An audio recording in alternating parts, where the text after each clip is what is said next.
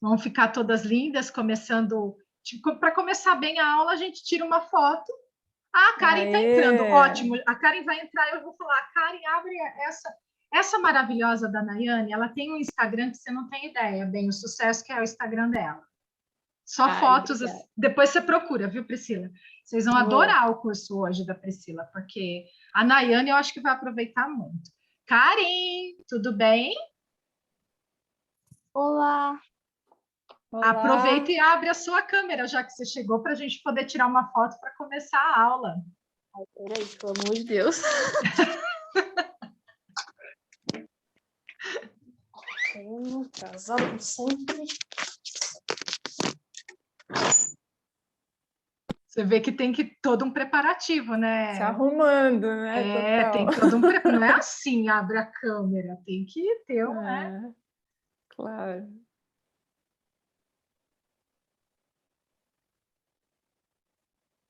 Depois dessa aula, Pri, a Letícia está ajudando para a gente subir todas elas para o YouTube do Instituto Angelim, e enquanto isso, o Yuri está colocando no espaço deles da escola, né? No canal da escola. Mas para quê? É acesso restrito, só para as participantes mesmo do curso. E aí, gente, se prepararam? Posso fazer uma perguntinha? Pode. Então, quantas aulas de inglês? São 15 semanas. Então, vocês vão entrar agora, vocês vão entrar na 4ª semana de aula de inglês. Vocês vão ter ainda mais 11 aulas, 11 semanas ainda. E as que, tipo, foram disponibilizadas, mas eu não tive como assistir. Tem como eu acessar em algum lugar? Tem sim. Tanto essas aulas aqui... Oi, Dandara, tudo bem? Tanto essas aulas aqui do curso de formação profissional, de sensibilização, quanto as aulas de inglês, vocês têm acesso, tá? Sabe o que eu vou fazer para ficar mais fácil? Eu vou fazer um roteirinho. Primeira aula de inglês, segunda aula, tá? E assim vocês só vão clicando em cima que fica mais fácil, tá bom? Mas vocês têm acesso tanto às aulas daqui do curso de escolhas profissionais quanto das aulas de inglês, tá bom? Tá bom. Dandara, tudo bem? Pode abrir a câmera para a gente tirar uma fotinho antes de começar a aula? Olha, tem uma santista por aqui. Ah, é assim que a gente conhece, né? Tá vendo? Nos detalhes. Pois é, você vê? Voltei. Tem até santistas presentes hoje na tua aula, professora Priscila. Olha só. Olá. Dandara tá por aí? Vamos abrir a câmera ou vamos tirar uma foto assim mesmo e depois a gente... Vamos tirar assim mesmo e a Priscila pode começar, senão a gente atrasa muito, já são 2h15, né? Então, preparando os sorrisos. 1, 2, 3. Aí. Só mais uma para poder certificar.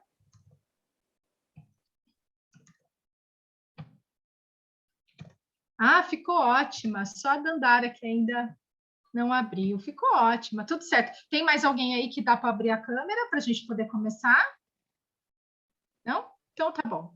Priscila, então, meninas, sejam bem-vindas, que bom revê-las, que bom que vocês estão aqui. Hoje a aula é com a professora Priscila Belotti, ela é formada em fotografia pelo Centro Universitário Belas Artes, ela atua na área de produção audiovisual, criação artística e desenvolve projetos culturais e artísticos. Ela tem uma participação regular em cursos e atividades relacionadas à fotografia, técnicas fotográficas e gráficas em cinema e urbanismo. Ela já trabalhou com vários professores, está no grupo de pesquisa de várias instituições. Quero aqui ressaltar que a professora também já apresentou trabalhos e também é de grupo de pesquisas do Sesc Pompeia, já trabalhou com a Cristina Amaral, os fotógrafos Inês Bonduque, Vladimir Fontes, Tuca Vieira, e com professores como o Arlindo Machado, Rubens Fernandes Júnior, Ilana Feldman e Eduardo Moreitin. Ela realiza ainda trabalhos, né, junto ao SESC, de várias áreas do SESC, né, vários lugares, o Instituto Moreira Salles, a Universidade de São Paulo e a Oficina Cultural Oswaldo de Andrade. Priscila, é um prazer ter aqui. Agradeço pelo convite, por você ter aceitado este convite, e sei que vai ser de grande valia né, você estar aqui hoje conosco e com essas jovens maravilhosas do curso, tá? Obrigada, viu, Priscila? É com você.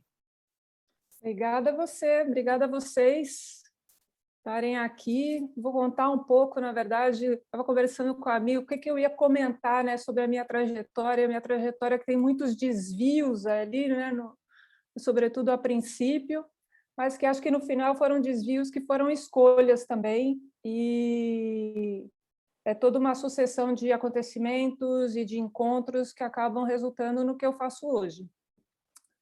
Então, eu vou começar falando sobre a minha primeira faculdade, que logo que eu saí do colégio, até porque antes disso eu tive pouquíssima experiência profissional, eu tinha trabalhado numa papelaria, eu tinha trabalhado em um restaurante de um amigo, eram trabalhos temporários, e eu estudei para entrar em Ciências Sociais na USP e fazer jornalismo.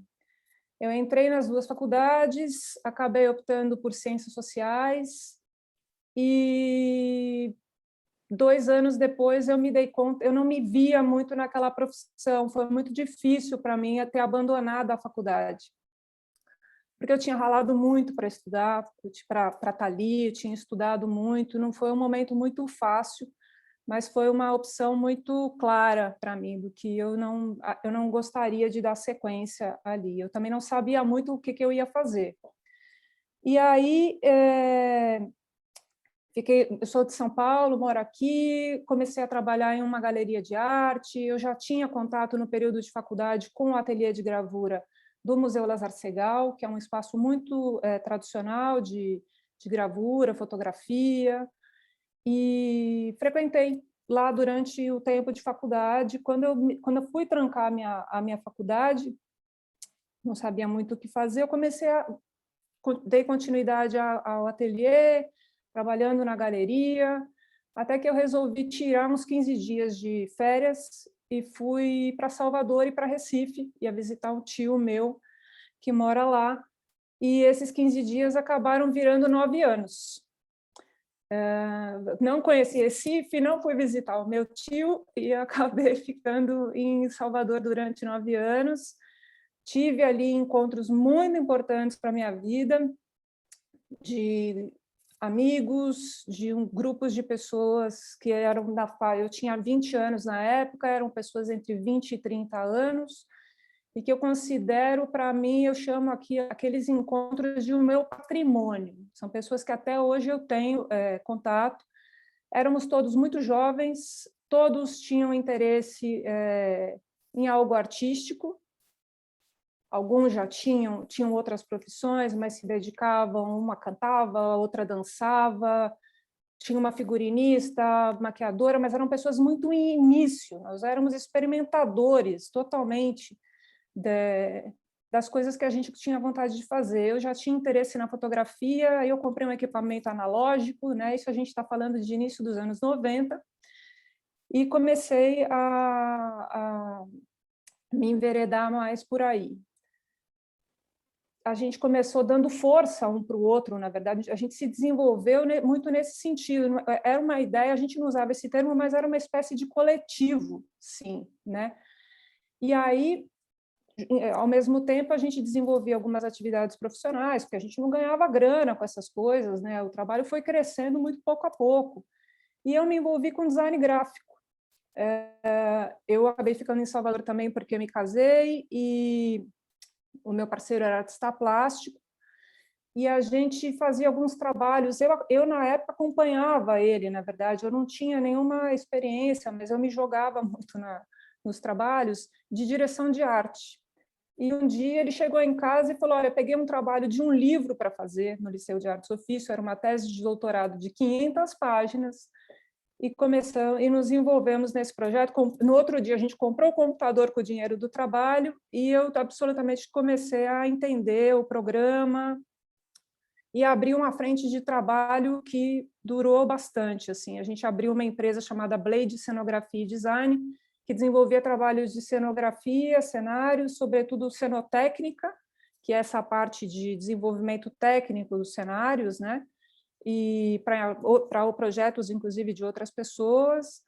E na parte de design gráfico, que era a parte que eu até ficava mais, eu me envolvia muito com a parte de gráfica, de fato, né? Mesmo na fotografia, toda essa parte técnica por trás da criação, eu me enveredei muito, eu tinha muito interesse naquilo. Primeiro porque para lançar um arquivo que você precisava mandar para a gráfica, você precisava entender como dar saída daquilo, como é que mandava. Na fotografia, eu até cheguei a montar um laboratório fotográfico analógico na minha casa. Para mim, não bastava só ir lá, clicar, criar, e eu queria entender o funcionamento daquele processo, na verdade, né? Tem uma coisa muito importante também nesse período, que Salvador, para mim, foi uma experiência de vida impressionante, né? Você sair de uma cidade grande como São Paulo, chegar lá, ter esses encontros, me deparei com uma situação, com uma diferença de religiosa, pessoas completamente, modos de pensar, sobretudo, né? Modos de viver, modos de pensar completamente diferentes. Aquilo marcou a minha vida de tal forma que e foram vínculos muito fortes, assim, acho que hoje os meus amigos vieram muito daquele processo ali. E com o passar do tempo a gente foi desenvolvendo, né, os projetos, a gente chegou a fazer trabalhos para cinema também, trabalhos grandes, até que chegou um determinado momento que eu me separei, a gente queria coisas um pouco diferentes. Aprendi muitíssimo naquele período, acho que foi um momento de uma produção de um repertório na minha vida, de confirmação, primeiro, do que eu queria, do interesse que eu tinha por arte, né? E uma outra coisa que aconteceu em Salvador foi que eu me envolvi com um grupo de filosofia, um grupo de estudo de filosofia, que eram essas pessoas. E havia um professor do Rio de Janeiro que ia lá a cada 3 meses, e era um tipo de filosofia muito ligada à arte. E aquilo foi muito estimulante. Então, a gente estava o tempo inteiro produzindo, conhecendo coisas novas, pensamento. Foi realmente, assim, foram anos muito, muito incríveis, muito fortalecedores. Quando a minha relação acabou, eu voltei para São Paulo. Eu estava com vontade, eu estava tão alimentada, né, que eu falei que eu queria voltar para São Paulo, né, um centro urbano maior, né, a oferta cultural, essas coisas todas que a gente sabe que tem em São Paulo. E aí eu voltei e continuei trabalhando com design gráfico, mas as coisas não foram muito bem aqui, por algum motivo, acho que foi uma ruptura ali também. Eu tinha uma estrutura muito grande em Salvador, né, as coisas já andavam. E aí, quando eu voltei, foi um pouco difícil, mas com o passar do tempo eu comecei a me desconectar um pouco do design gráfico, não é nem me desconectar, eu comecei a me encantar por uma outra profissão, que foi a gastronomia. E foi um processo muito forte ali naquele momento. Eu venho de uma família de pessoas que cozinham, de mulheres que cozinham, na verdade, os homens não cozinhavam, mas eu também gostava muito de cozinhar. Na verdade, comecei a cozinhar porque na minha casa sou eu, a minha irmã, éramos, né, morávamos juntos, eu, minha irmã, meu pai e minha mãe. E a gente não tinha faxineira em casa. Então, assim, todo mundo tinha que dar uma força em casa, e aí eu não gostava de fazer faxina. Na verdade, a faxina eu deixava a minha irmã, eu sempre gostava, eu não tenho o menor jeito para a cozinha, mas eu me lembro desde muito nova eu ir para a cozinha para cozinhar, e porque gostava mesmo, assim, sempre fazer almoço, fazer janta, fazer essas coisas todas. E aí, com o passar do tempo, eu resgatei. Era uma época também que os programas de televisão de gastronomia estavam começando, então assim, era um boom, né, e tal. E eu entrei muito naquela onda ali, assim, e muito estimulada também, porque meu pai, a família toda, sempre tinha, todo domingo tinha almoço, e eu sempre cozinhando, então todo mundo gostando, dando pitaco, falando, eu acabei me envolvendo muito nisso. E as questões do design gráfico eu continuava trabalhando, mas eu comecei a me encantar, sobretudo, pela gastronomia. E eu não tinha nenhuma experiência de restaurante, nada disso. Eu comecei a vender uns antepastos e fazer uns jantares, e eu logo me dei conta de que eu podia, com essa profissão, eu podia viajar, eu podia ir para outros lugares. Eu gosto muito de viajar. Estar em São Paulo, viver a experiência que eu tive em Salvador, de viver numa sociedade completamente diferente, e depois voltar para São Paulo,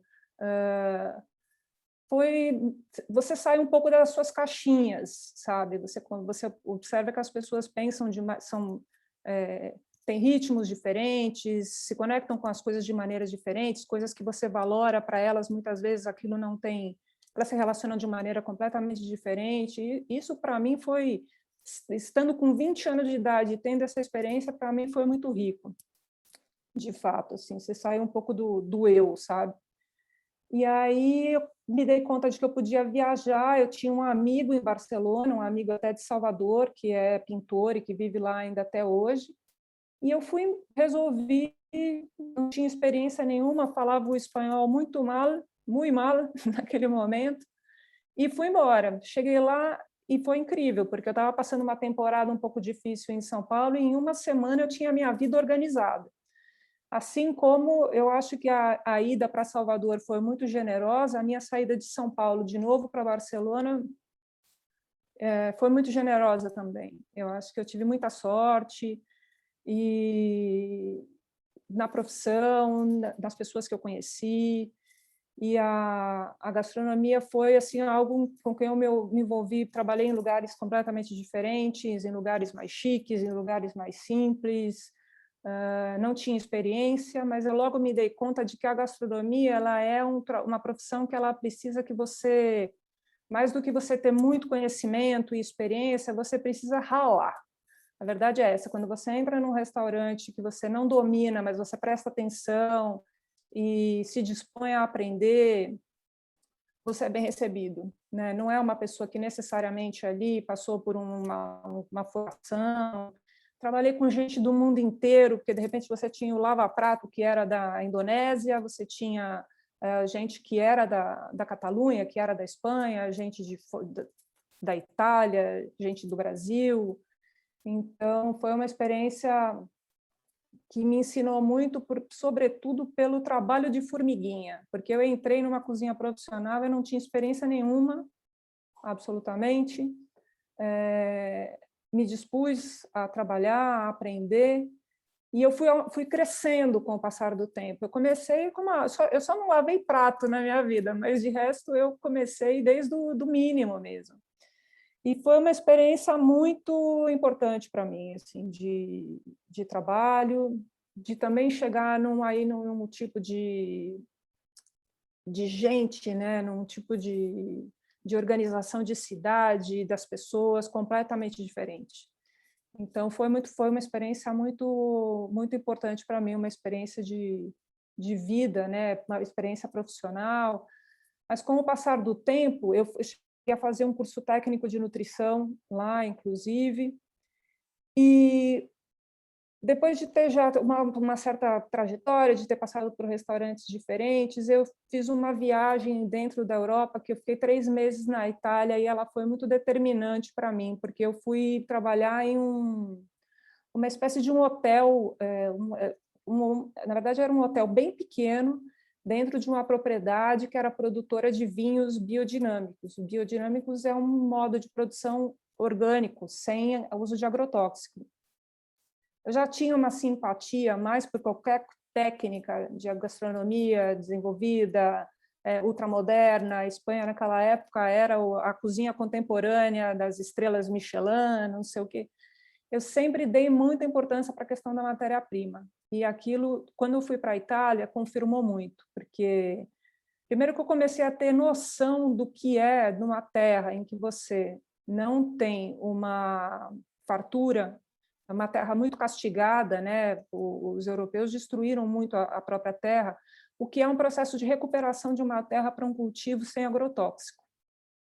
Aquelas pessoas trabalhavam assim das 5 horas da manhã até a pessoa da propriedade onde eu fiquei, que era inclusive um belote, não era meu parente, mas tinha o mesmo sobrenome do que eu, era um cara que tinha 10 anos mais do que eu, mas parecia meu avô. de tanto sol na cara, assim, o cara era uma luta, de fato. Há muitos anos tentando produzir um vinho biodinâmico de qualidade. Quando eu voltei para Barcelona, essa experiência, né, do cultivo, da matéria-prima, receber o fornecedor no restaurante, e ele contar as histórias dele, o que ele faz, as interações entre os cultivos, aquilo para mim foi de uma riqueza absurda, assim, foi muito incrível. E eu fiquei 5 anos em Barcelona, tive diversas experiências, até que chegou um determinado momento que eu queria...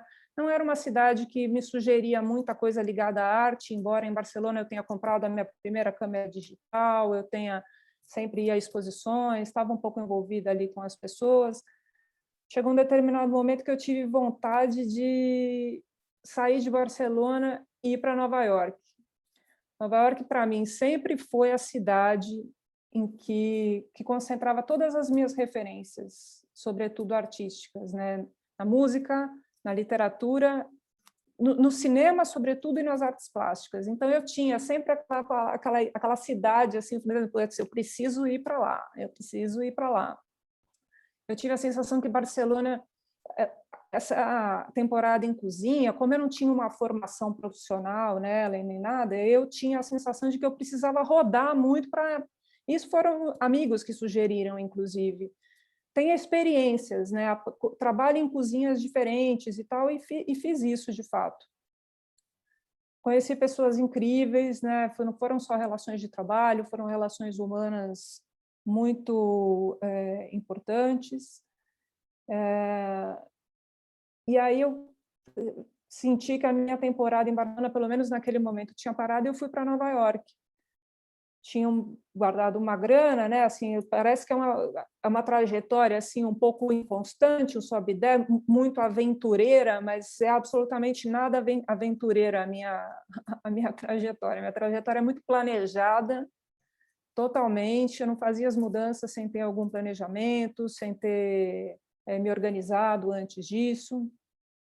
E fui para Nova York e comecei a trabalhar, porque também quem trabalha em cozinha e está disposto a trabalhar, de fato, assim, quem tem essa disposição para se aprimorar também, você trabalha em qualquer lugar do mundo. Eu, quando entendi isso, fiquei muito feliz, porque eu conseguia conciliar com a minha vontade de viajar, de conhecer outras cidades, de outras culturas, de encontrar com essas minhas referências também, que aquilo eram muito fortes. Cheguei lá, organizei a vida, né? Uma cidade um pouco mais hostil do que um modo de vida europeu, em que a sua vida, você como cozinheira, você consegue pagar seu aluguel, conseguir até guardar alguma grana para viajar, para poder se planejar para mudar de trabalho, para ter novas experiências. Em Nova York, a situação era um pouco diferente, mas eu tinha 6 meses para ficar lá. Eu sabia, era o visto que eu tinha, eu não ficaria mais tempo. Além disso, eu já estava querendo meio que voltar para o Brasil, fazia muito tempo que eu não via a família.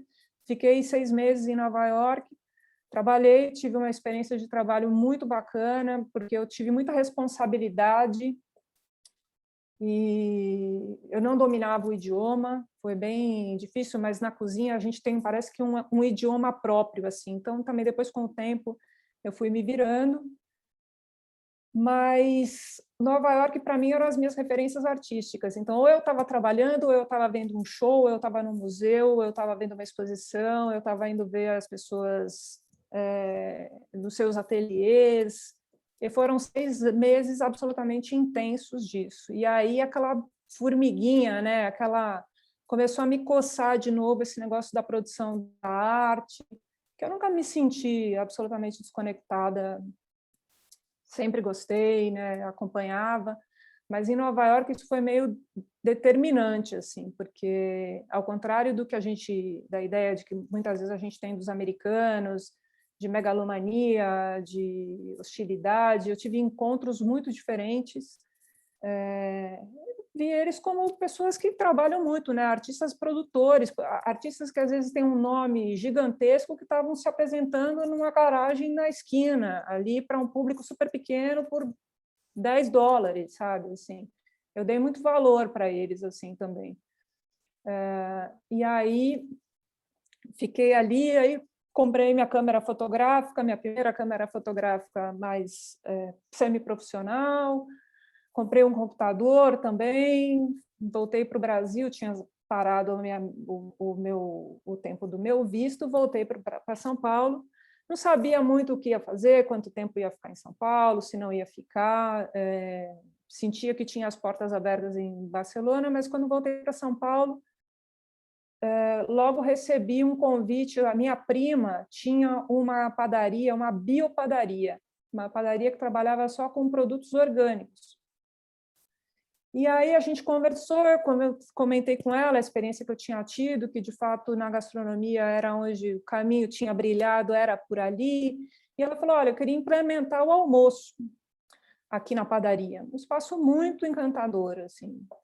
Longe para Cacilda da minha casa, assim, era muito longe. E eu fui lá e fiquei um ano. Fiquei um ano trabalhando, o trabalho foi super bem recebido, foi bem bacana. Então, eu trabalhava lá o acerto, eles não tinham muita grana para pagar, então o acerto era que eu trabalhava de manhã e à tarde eu voltava para casa, eu morava com uns amigos, eu voltava para casa e eu tinha uns clientes que eu fazia um atendimento personalizado, tipo, eu desenvolvia um cardápio para você, dependendo do que você queria comer. Eram produtos orgânicos, não sei o quê, uma linha de comida de cozinha de temporada que eu queria levar. Só que eu comecei cada vez mais, eu ficava mais tempo no restaurante, né? Porque para passar o processo, acho que talvez eu não largava muito osso, assim, né? Eu passava as coisas para as outras pessoas fazerem, mas não largava muito osso. E aí começou a ficar muito puxado, porque a verdade é que a quantidade de grana que entrava naquele momento não pagava as minhas contas. Então, eu tinha que ter muito cliente à tarde, eu ia na feira aos sábados, na feira mais longe, que era onde eu comprava mais barato o orgânico, chegava em casa, não tinha uma geladeira só para mim, então estava assim... eu precisava de uma estrutura até para poder ter mais clientes e tudo mais. Quando eu voltei para São Paulo, também teve uma coisa que foi muito forte, que assim, eu não tinha amigos na gastronomia, eu tinha amigos da fotografia, eu tinha amigos do cinema, eu tinha amigos nessa linha de trabalho. E eu já tinha sido fisgada de novo por esses processos, né, por essa produção, quando eu estava em Nova York. Eu voltei muito animada, né, super estimulada ali, e fotografando e tudo mais, mas dedicada à cozinha. Quando eu... depois de um ano, mais ou menos, que as coisas começaram a ficar muito difíceis na cozinha, de chegar, de se manter, de conseguir se pagar, sobretudo, né? Precisava de uma geladeira, não tinha grana para... Acho que eu não tive um encontro, talvez, que me dissesse assim, vamos fazer uma parceria e tal. Muito animada com a história do retorno à arte também, mas, ao mesmo tempo, o meu cunhado, que foi fotógrafo da Reuters, que era uma agência inglesa de notícias, me convidou, já sabia que eu tinha trabalhado com imagem durante um tempo, me perguntou, na época a Reuters estava estabelecendo, ele é fotojornalista, que os fotógrafos tinham que filmar também, não eram só entregar imagens, eles tinham que filmar. E ele editava um pouco, mas ele tinha algumas matérias grandes que ele fazia, que não era só o dia a dia, que ele me perguntou, ele falou, você não quer editar para mim? Eu falei, olha, eu nunca editei na vida vídeo, né? Não tinha montado nada. Ele falou, você não quer dar uma olhada? Né? É uma coisa pequena e tal. Eu tinha um programa no computador, que era um programa do próprio sistema.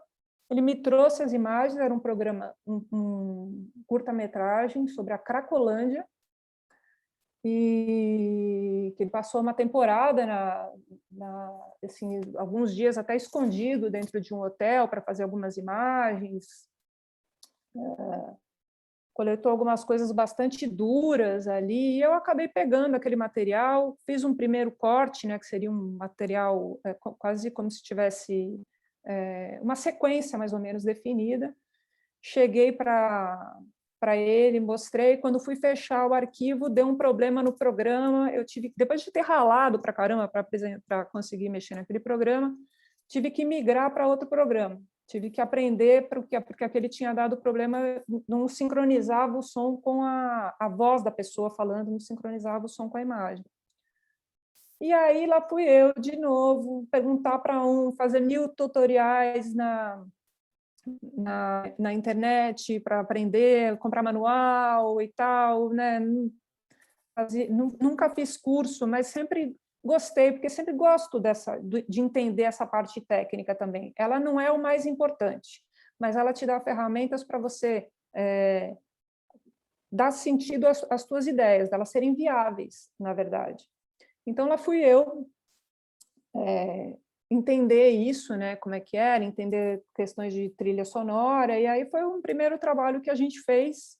Nessa época, eu já tinha deixado a padaria também, quando finalizei o vídeo, deixei a padaria, fiquei só com os meus atendimentos personalizados e editando para ele. Demorava um tempo para editar, porque aquilo você tem que aprender, né, a mexer. Eu aprendi muito ali. Editar é muito complexo, assim, você demora, porque é coisa que como é que você vai contar essa história, né?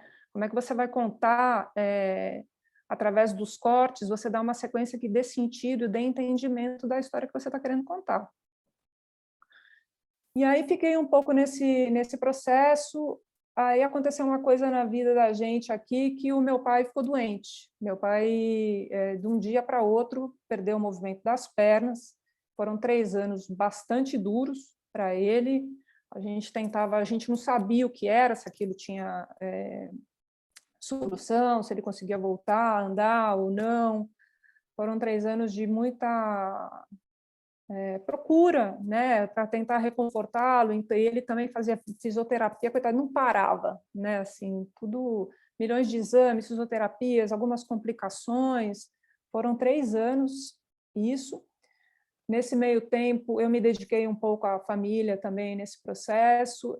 Eu também comecei a trabalhar em um laboratório analógico de revelação de fotografia. Foi um encontro com que eu deixasse a cozinha nesse momento, porque eu conheci esse laboratório porque tinha um grupo de meditação no porão do laboratório, que eu frequentava esse grupo de meditação. E aí eu recebi o convite para trabalhar lá. Eu já conhecia um pouco de fotografia, eu já tinha tido um laboratório em casa. Era um pouco assistente. A Rosângela Andrade, que era laboratorista, era uma pessoa muito experiente, uma pessoa obsessiva pelo que fazia, total, amava aquilo. E eu trabalhei com ela, trabalhava como assistente, mas além do laboratório, a gente montou o Clube do Analógico.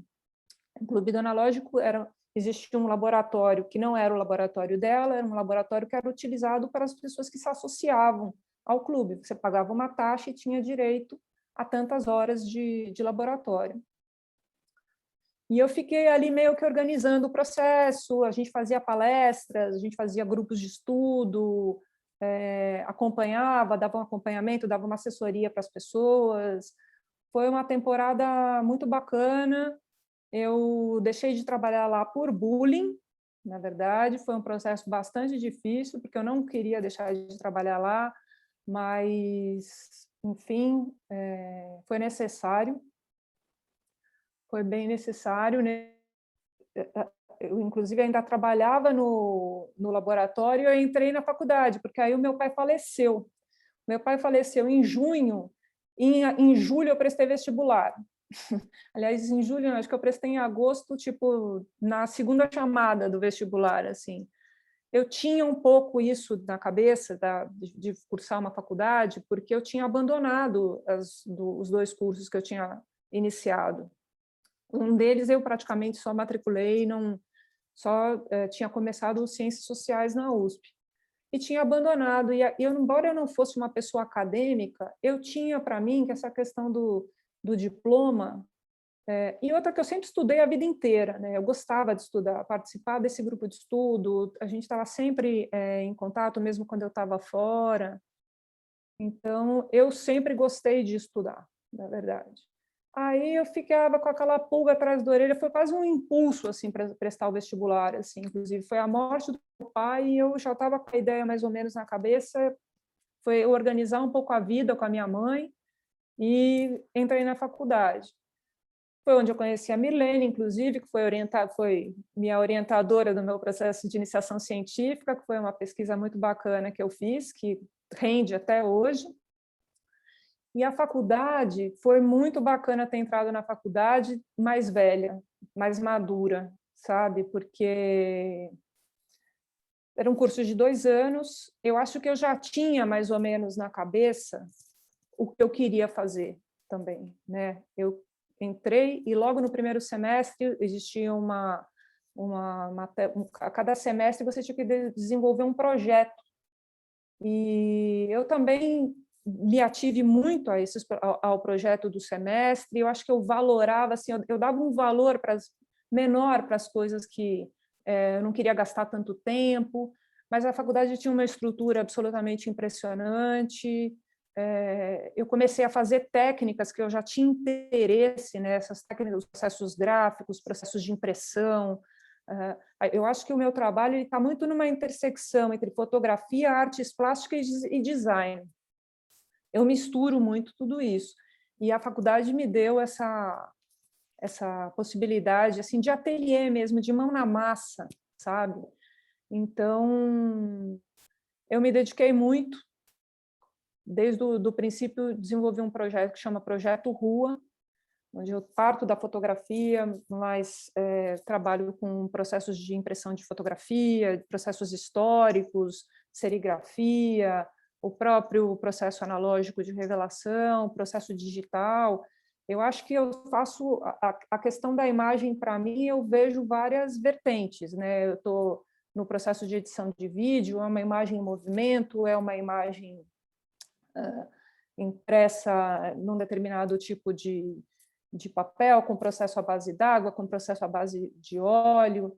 Então, são várias vertentes de estudo, de projeto com imagem que eu desenvolvo. Isso vai muito, acho que, do repertório mesmo que eu tive, de todas as coisas com as quais eu tive contato, né? A partir do cinema, da fotografia, da pintura também. Eu tive muito contato com pintura, uma determinada época, a gravura.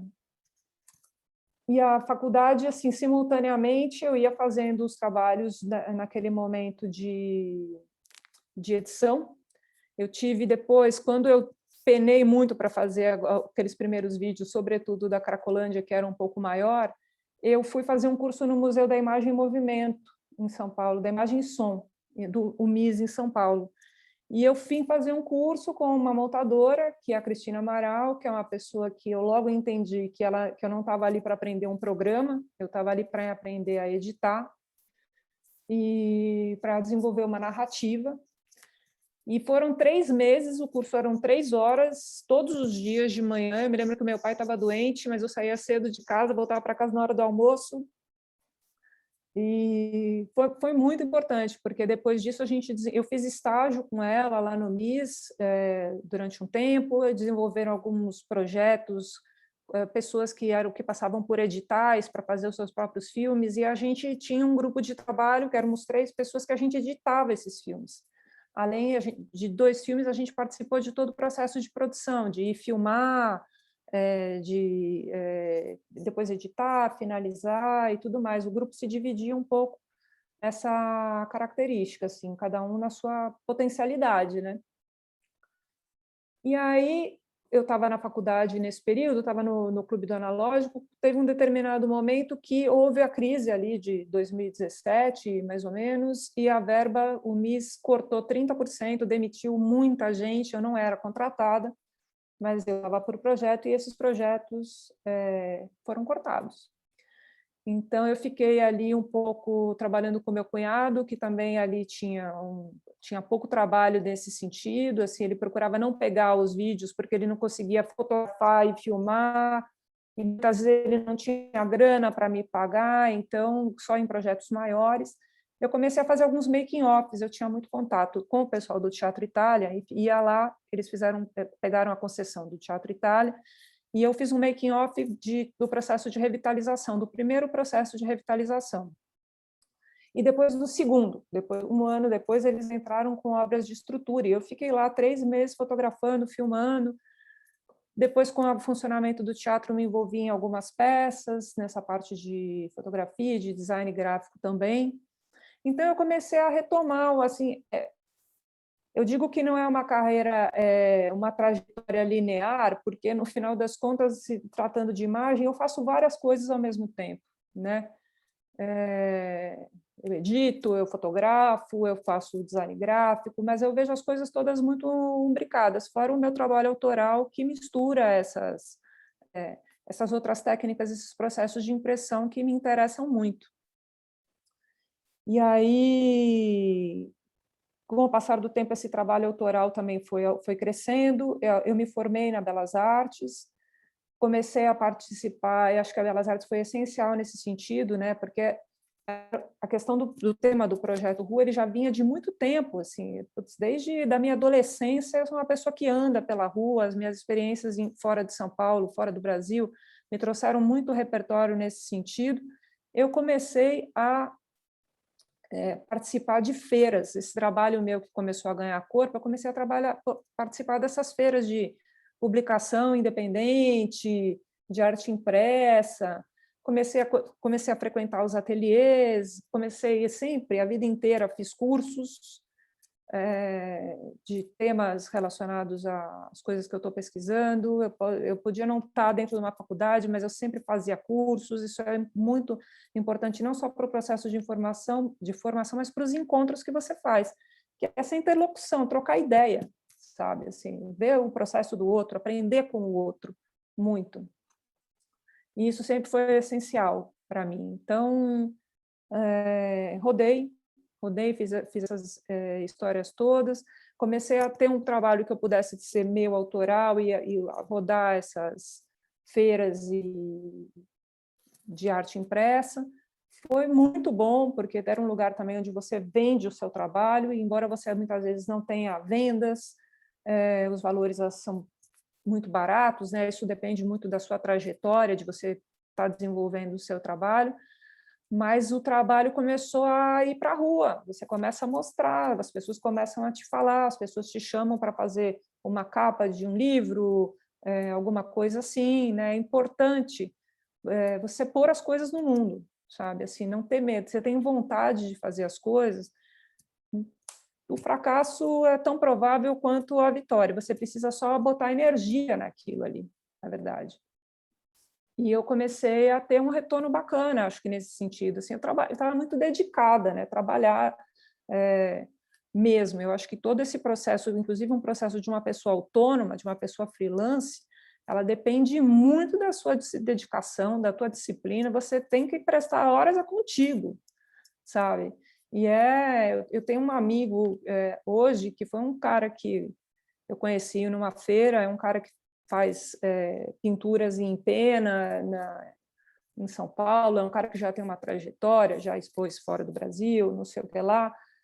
E quando eu conheci ele, eu não sabia nem quem ele era, que ele era aquele cara que tinha feito aquela pintura na frente da Pinacoteca gigante. Eu não sabia. Eu tinha para mim que ele era um cara, que tinham me falado sobre ele é um cara do ABC. E eu, sabendo da trajetória dele, eu soube que o pai dele, a família dele, vem de operários das fábricas de montagem do ABC. Ele é um artista, mas ele tem, para ele, um modo de trabalhar como um operário.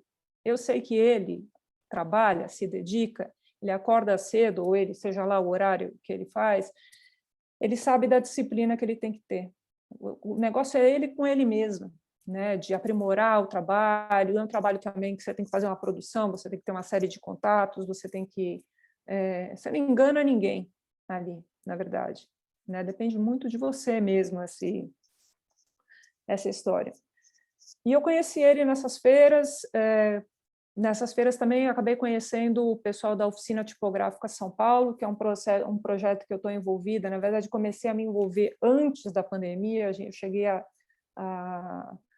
frequentar um espaço de uma oficina tipográfica, um processo muito antigo de impressão, que está dentro do Senai, de processos gráficos lá do Teobaldo Nigris. E ele me convidou para desenvolver alguns trabalhos lá, porque eu trabalho com imagem, e eles ali, então, a ideia era fazer alguma fusão dentro dos processos gráficos que eles trabalham para a gente ver o que dava, na verdade, né? Desenvolver projetos, trocar trabalhos, ver o que ia, e a pandemia meio que interrompeu o nosso processo aí. Mas a gente chegou a fazer algumas trocas de trabalho, às vezes me manda um material de papel, eu mando umas cianotipias para eles experimentarem. Eu tenho feito em função disso, acabei fazendo algumas ilustrações com esse material que ele me passou. Então, eu tenho a sensação que eu estou sempre rodando em diversas técnicas, em diversos processos, mas se trata de processos muito próximos, né, com a imagem. A gente inevitavelmente vai derivando para outros processos ligados à arte. Processo gráfico também por conta do design. No caso da tipografia, já é um processo, é um resgate aí, né, de um processo de impressão muito antigo, mas que eles dão uma cara absolutamente contemporânea. Então, eu acho que é uma pessoa que quer se dedicar à imagem, ela precisa dar essa rodada mesmo, assim, né? Experimentar e ter uma relação de responsabilidade, sabe, assim, de disciplina muito grande. É você com você mesmo, ser autônomo, tem um lado, todo mundo sabe a dor e a delícia de ser o que é, né? É difícil, tem um lado muito difícil. A única vez na vida que eu tive um emprego foi ou no Clube do Analógico, quando eu trabalhei, ou em cozinha. De resto, eu sempre fui autônoma na minha vida.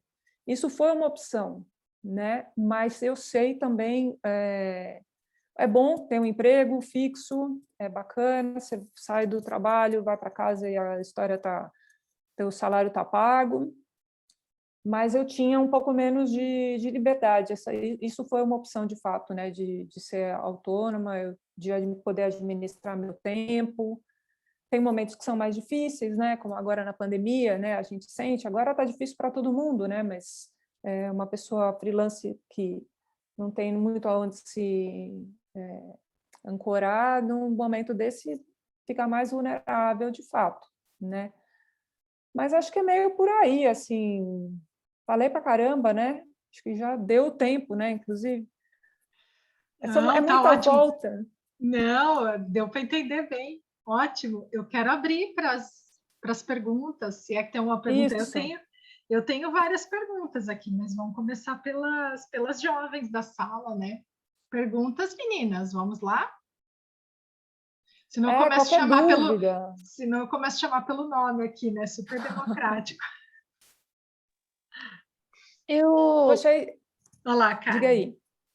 eu vi você falando sobre o processo de criação de capa de livro, que as pessoas chamam para fazer esse trabalho. Você já fez algum? Eu fiz mais de um, inclusive. Eu fiz também a parte não só da capa, como toda a diagramação. Porque quando eu estava em Salvador, quando a gente comprou aquele primeiro computador, foi para fazer um livro, foi para fazer aquele livro de 500 páginas, quando eu não tinha absolutamente nenhuma experiência. Eu me dediquei um pouco a essa parte de livro. Depois a gente, como tinha muito contato nessa produção cultural e tal, fazia muito catálogo, fiz um pouco de tudo. Mas mais recentemente, quando eu retomei um pouco essa história do design, eu comecei a trabalhar um pouco com livro, porque eu frequentando as feiras, eu comecei a encontrar as editoras independentes. E eu tenho um grande amigo que eu conheço desde Salvador, que montou uma editora, que montou 2 editoras, na verdade. E aí eu fiz 2 trabalhos para ele. Então, eu fiz inclusive eu emprestei o livro, senão eu pegava e depois eu passo o meu contato, vocês dão uma olhada lá no meu site, Instagram, essas coisas assim. Então, nem sempre que você é chamado para você fazer a capa, você faz o miolo também, mas nesse caso, desses 2 trabalhos que eu fiz para a editora, eu fiz diagramação e fiz também a capa.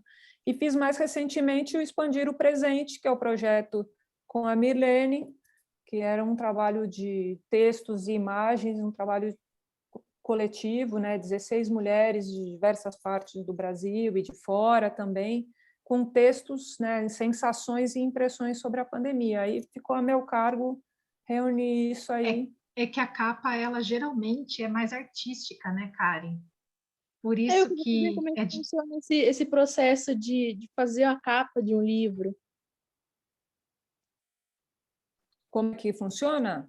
É, Olha, quando você, obviamente, a pessoa que vai fazer a capa, que vai diagramar o livro, não necessariamente ele vai ler o livro todo. Você recebe um briefing, né? Um briefing é assim, olha, esse livro trata de tal tema e eu já tenho uma ideia. Geralmente o editor, o próprio autor, a autora, eles têm uma ideia mais ou menos do que eles querem.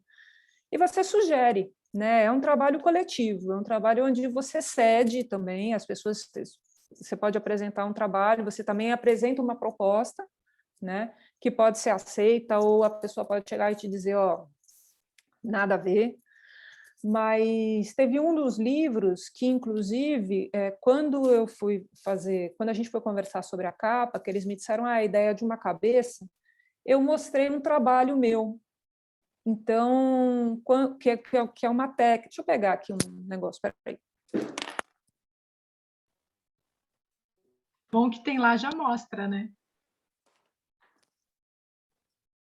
Que é esse trabalho aqui. Isso são trabalhos que eu faço, são lambe-lambe de rua, sabe? Aqueles lambes que as pessoas colam, que é tipo, vendo, compro, alugo, resolvo sua vida amorosa e tal. Eu arranco isso dos muros. Isso aqui é um processo de cianotipia, um processo fotográfico que eu transfiro para um papel finíssimo que depois eu colo aqui. Quando eles viram isso aqui, tem muita textura, né? É algo que traz muita marca da rua mesmo. Eu cheguei e sugeri, eu falei, olha, vou fazer uma cabeça, eles queriam uma cabeça careca, mais ou menos, e eu sugeri uma posição e fiz isso, e isso acabou virando a capa do livro. Então, foi algo um pouco inspirado num trabalho que eu já tinha antes, mas é um trabalho coletivo, sabe? Assim, você dá sugestão, mas no final das contas existe sempre uma pessoa que dá o ok ou não, sabe? Que você tem que estar bem aberto mesmo, assim, É que também esse negócio de produzir capa de livro, produzir essas coisas que a Priscila falou, editar vídeos, é a função de um artista de um artista visual, né, Pri? É essa a sua função, né? Porque tem que criar, não tem nada pronto, tem que inventar a partir daquilo que foi passado para a pessoa. Então, eles passam para a Priscila, olha, o livro trata disso, disso, disso, e aí a Priscila vai criar uma capa.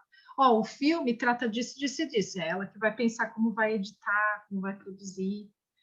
Agora, sabe uma coisa que eu acho essencial, Mini, isso que você está falando? Quando a gente fala de inventar, né, de fazer arte, parece que é assim, a inspiração divina, né? Eu sou uma pessoa que eu não acredito em dom. Eu não acredito, não é porque eu sou taxativa, porque não existe. Eu não acredito que eu não tenho um dom. Eu tenho um pouco essa sensação. Eu tenho afinidades, eu tenho aptidões, né? Então, eu acho que, aliado a isso, você tem que ter o seu repertório. O trabalho de um artista, a inspiração, né? Picasso que dizia, somos 95% transpiração e 5% inspiração. Isso é um acúmulo, é o teu acúmulo de imagem, de bagagem que você traz na vida, que você vai colocar no trabalho, sabe? Assim, não tem muita... É transpiração mesmo, assim. É o filme que você vê, coleção de imagens, de fato, assim, sabe? Então, eu acho que isso tem que levar muito a sério, porque isso é que faz experiências que você tem na vida, pessoas que você conhece, né? Isso tudo é teu repertório, isso vai derivar em trabalhos diferentes, sabe? Então, por isso que uma pessoa é chamada para um determinado tipo de trabalho, porque o contratante está vislumbrando que o trabalho afina com a sua linha, sabe? Enquanto outro tipo de trabalho é outra pessoa, olha, aquela outra pessoa vai corresponder, sabe? Não dá para a gente também, porque você vai desenvolvendo um estilo, né? Tem uma questão de estilo, de linha de trabalho.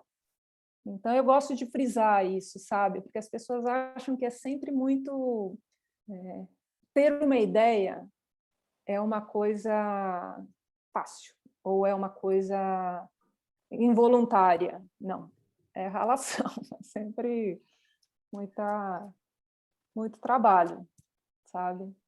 A Nayane, eu acho que queria perguntar. Sim. Então, nossa, gente, eu super amei tudo que ela falou, porque eu amo muito desenhar, tipo, muito, muito mesmo. Eu sei que eu sou boa e principalmente tirar foto. Eu quero me informar em fotografia.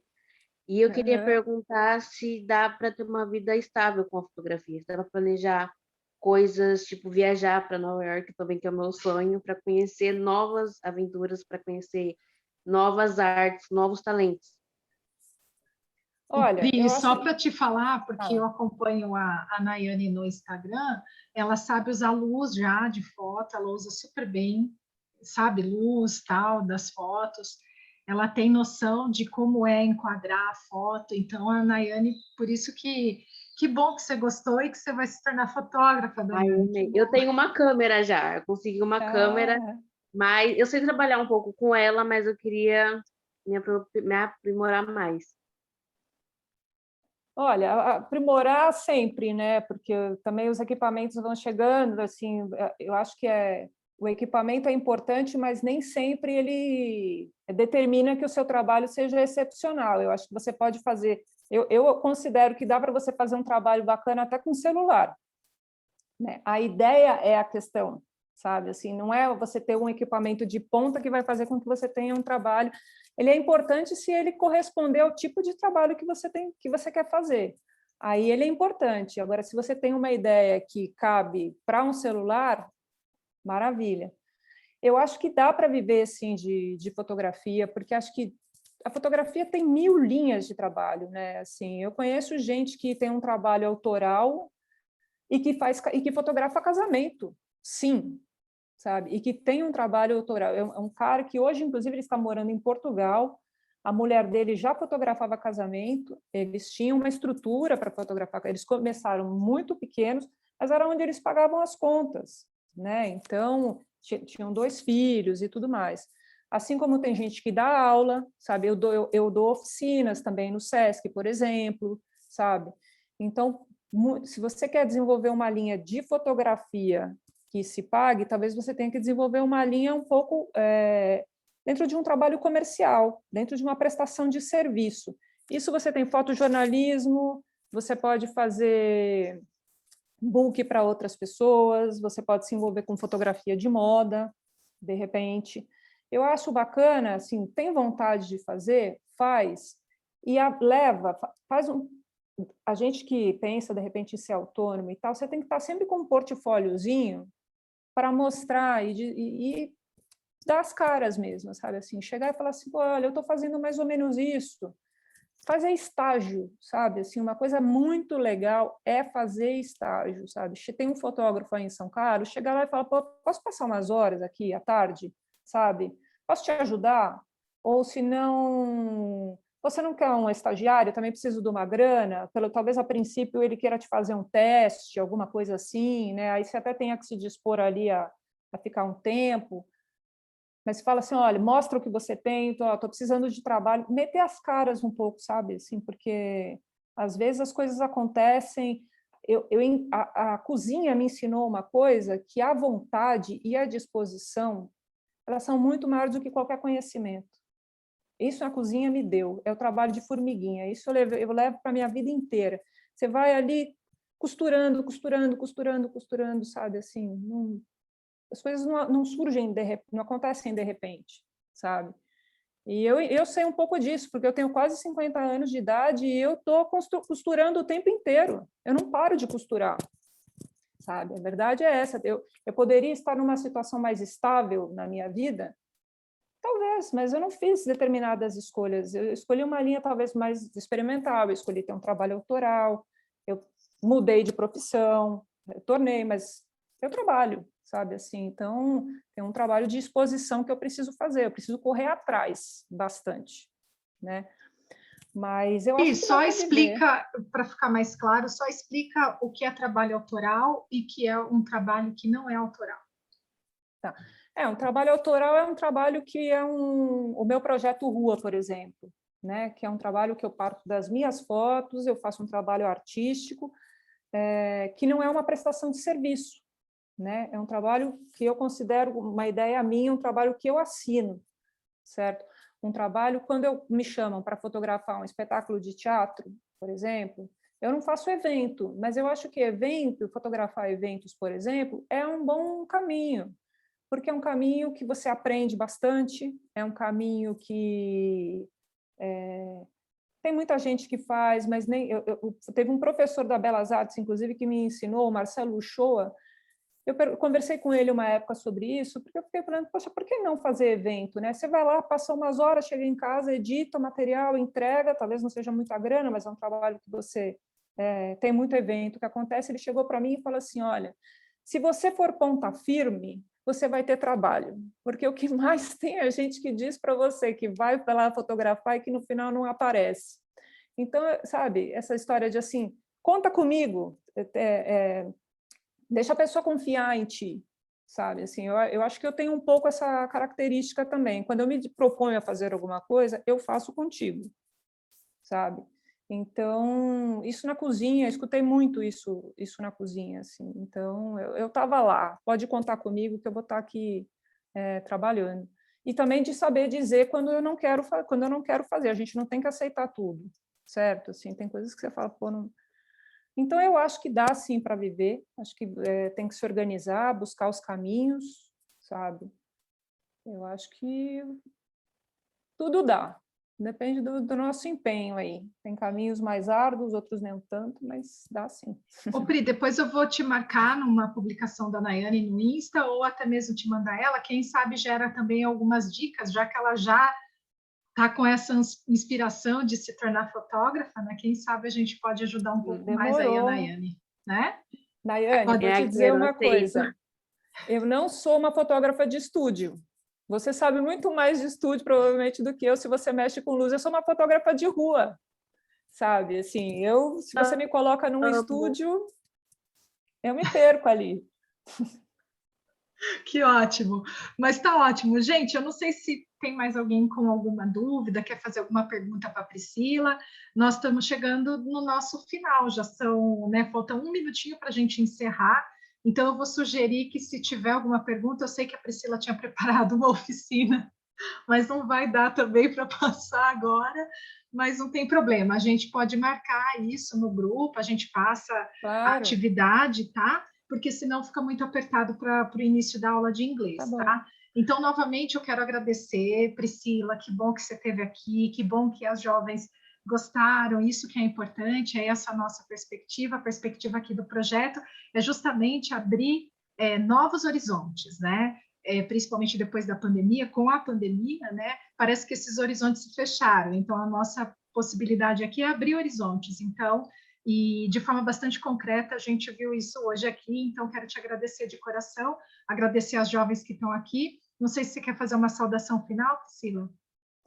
Eu queria agradecer totalmente, né? Assim, pô, é tão legal bater, porque eu tive a idade delas também, né? E isso era tão bacana você escutar e eu acho que tive durante esse tempo todo, assim, eu me lembro assim, tem pessoas pontuais, né? Não que seja eu essa pessoa para vocês absolutamente, mas eu tive pessoas pontuais com quem eu tive contatos de trabalho ou de ir lá perguntar, de tirar dúvida, de errar, de levar bronca, né? Inclusive acontecia aquilo, que foram importantes, tão importantes. É engraçado, né? A gente às vezes até reclama dessas pessoas que são mais rígidas com a gente, não que sejam tiranas com a gente, não se trata disso, mas de um rigor e de encontro, né? De bate-papo, de aprender, de olhar como faz, e acho que isso é tão bacana, assim. Então, se quiser bater papo em outro momento, se quiser passar o Instagram da Nayane, da cara de quem for, vou adorar. Se quiser alguma dica, se eu puder ajudar, estou totalmente disponível, encantada da vida. Que bom, Priscila, agradeço as meninas, lembrando que já vocês têm aula de inglês, eu vou mandar o link da sala de inglês daqui a pouquinho lá no grupo de WhatsApp para vocês, tá bom? Então, encerramos por aqui hoje, obrigada, até a próxima semana, Tchau, Obrigada, tchau, gente. Valeu. Tchau.